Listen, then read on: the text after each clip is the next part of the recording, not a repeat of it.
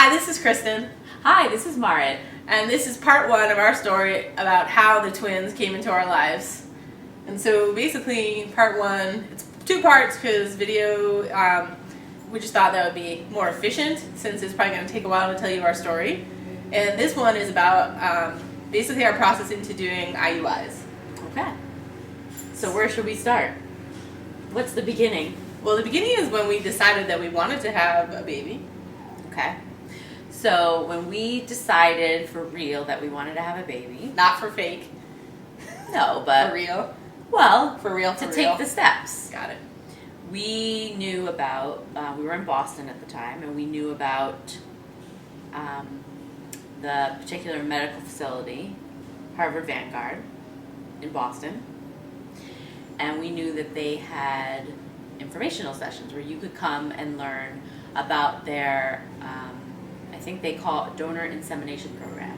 Yeah, basically we were really lucky because we lived in the Boston area and there are a lot of gay people there, and there are like there's a fair amount of programs available to give you information about how you would proceed with having a baby. So Fenway Community Health also has a program. There's two programs that were specifically directed for female couples, for lesbian couples in particular.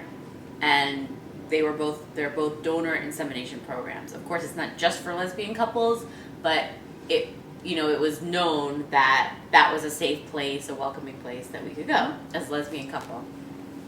And so we went. We picked a night. It was actually really exciting. We picked a night. Mm-hmm. We signed up. They were like once a month, and we went to the one in Copley Square. It was summer. I remember that. Oh yeah, it was the summer of 2011. I think so. Really? Not 2012?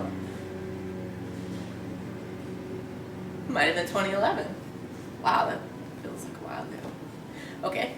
Alright, so we don't know the year, but we'll put it in the comments below what year it was. No, it's 2011, I think. Okay, 2011. Okay. Because it took us a while let's actually count after backwards. So we went that summer. We didn't really do anything until January 2012. And then we went all through January 2012, 2013.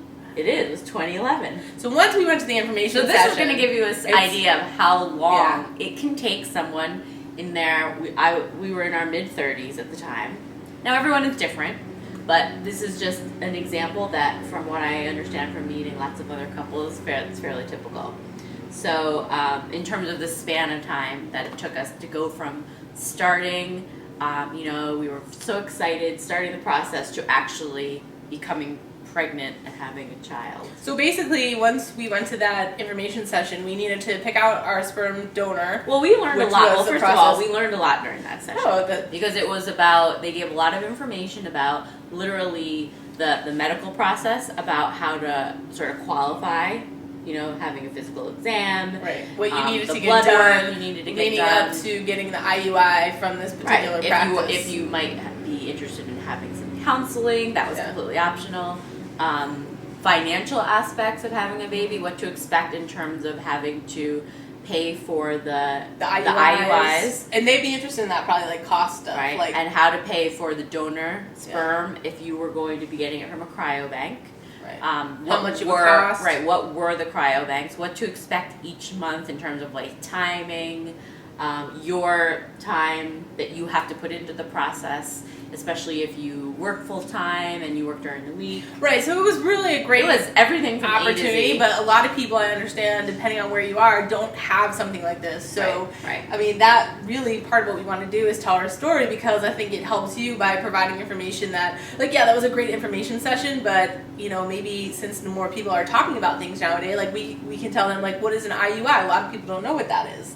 So it stands for intrauterine insemination. Right. And so a lot of people tend to think if you're going to have an IUI, you're going to have drugs and all this other stuff, like maybe you're having reproductive issues. But that's not the case. So it is pretty standard for lesbian couples who are trying to have a baby. One of their first things that they're going to do in the process is to have an IUI, which is unmedicated, which is sort of like doing it naturally. Well, no, the closest to natural is turkey if baster? you do it at home. not necessarily with a turkey baster, but if you do it at home and you use donor sperm also, whether it's someone you know or it's through a cryobank, someone anonymous, but you can do it that way, and that is usually unmedicated as well.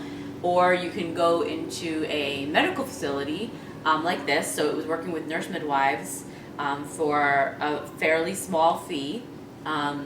And what did it cost each IUI? It was about $150 for each IUI, which when I say small fee, we're talking, obviously you have to have some sort of income, but or some means to be able to pay for it. Because your insurance. But in the big, no, insurance doesn't cover it.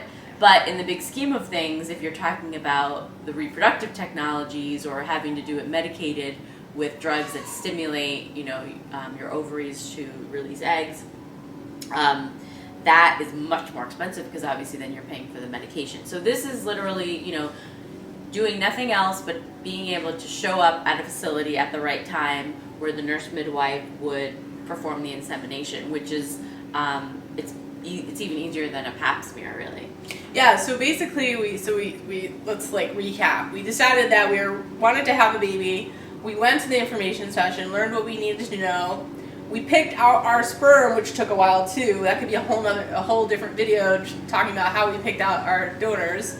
And once we had that, and you had all the tests you needed to have to make sure everything was in good order to go, like your physical and whatnot, your pap smear. Then it was time to check when you were ovulating, so using an ovulation predictor kit test. And then when you were ovulating, we made the appointments at the Harvard Vanguard, which is where we were going, for the IUI insemination. Right. Okay. Right. And so the process of that took from August 2011 through late January 2012 for us. We were slow moving. Some people probably moved a lot faster. Maybe. Yeah. But so let's talk a little bit in this video about how what our experience was. So we had picked out our donor. They told us don't buy too much sperm of that one donor to begin with because maybe you don't know, it might not be a good combination. So we only bought 3 vials of sperm for our first pig donor that we were really excited about. And so let's talk about going through our IUIs, because we had several IUIs, and what we're going to talk about in part 2 is that we did proceed to go to do IVF. So we're going to talk about that as well, but jumping ahead. But just telling you what's coming. So the IUI, we started in January. Right. Okay. So it actually might have been February, but anyway, what we did, just to literally what we did. Well, so we had to pick up the tank, not one by one, just a quick version. Yeah, we had to pick up the tank. Well, just so but you that know was the just logistics. Well, but not everybody has to pick up the tank, so either you either have the tank know? of the donor sperm. So if you go through a cryobank, you have to have the tank shipped to your house at the right time. I mean, you can't have it sitting around for a month because it only lasts 4 days. But it's different everywhere because it could be shipped to your facility that is doing the IUI. Some places and they do can that, store it. and some facilities that are going to do your IUI do not accept the sperm. In which case, you'll have to pick it up or get it to your house and bring it. So that's so specific. You're so specific. So you lead the conversation. I don't know where you're going. Well, I was just going to talk about what our experience was. So sort of telling our story. So that's what I was doing. Okay. So we had to pick up the tank. And then we drove 6.8 miles to get to the facility. Mm-hmm. And then we parked our car. And then... Okay, sorry. All right. I'm not going to do this video with you. No, come on. This is still rolling. So let's go. I don't know where you want to go with this. Okay. Apparently I'm too specific. Well, I was just going to say, so we did a few IUIs to begin with. So we did our first IUI. Was not successful. Right, so we did the first IUI, and we did not have a pregnancy from that. Then the next IUI, the next month, we did it again. I did the same thing, tracking ovulation at the right time. We tried again. And again, this was just doing 1 IUI per month. Right. You can do back-to-back IUIs, so basically when you ovulate, you can do one that... At a certain time point, and a second at a different time point. And hoping you'll have more coverage in the most fertile period. But sperm is last I checked, it was $750. Yeah, $750 a vial. So if you're doing back-to-back IUIs, so that's $150 an IUI. So if you're doing 2 of those, that's $300. And then if you're using 2 vials of sperm, That's like $1,500. So the $1,800. And never mind what you might have paid to store the sperm. Right. So we did the we had a few miscarriages. So that first. Well, wait. So we did the first, we did the second, and then the third one we had a pregnancy. So that was in April.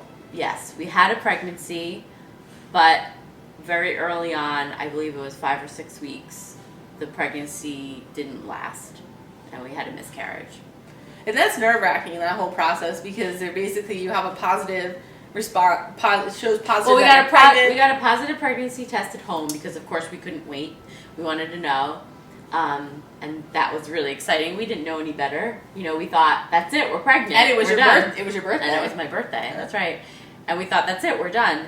And then we went to follow up at the same facility with the midwife to have the blood test done, and the number was a little lower than their HCG level. It was a little lower than she would have liked. So she's like, well, we'll be just cautious here, and we'll repeat it in 48 hours, which is the standard, 48 or 72 hours.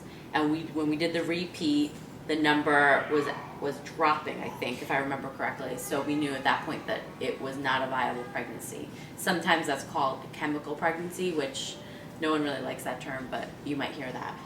So that was the third try with that particular donor. So after that happened, we were pretty heartbroken, but we knew it wouldn't necessarily be easy. So we knew it wouldn't. We weren't giving up hope. We just wanted to keep going. So we found our next donor because I think that donor was all gone, or it was like we talked about how sometimes you should just try another donor, like because we had tried 3 times and.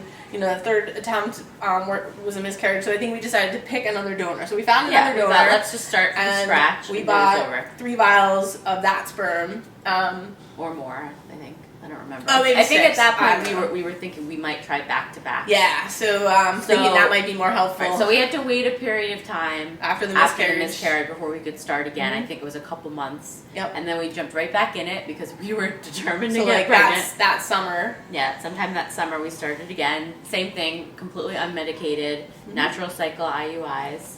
And we went through the rest of that donor sperm and had another miscarriage. In the meantime, actually, this one... A lot later. This one was a lot later, but it was still all in the first trimester.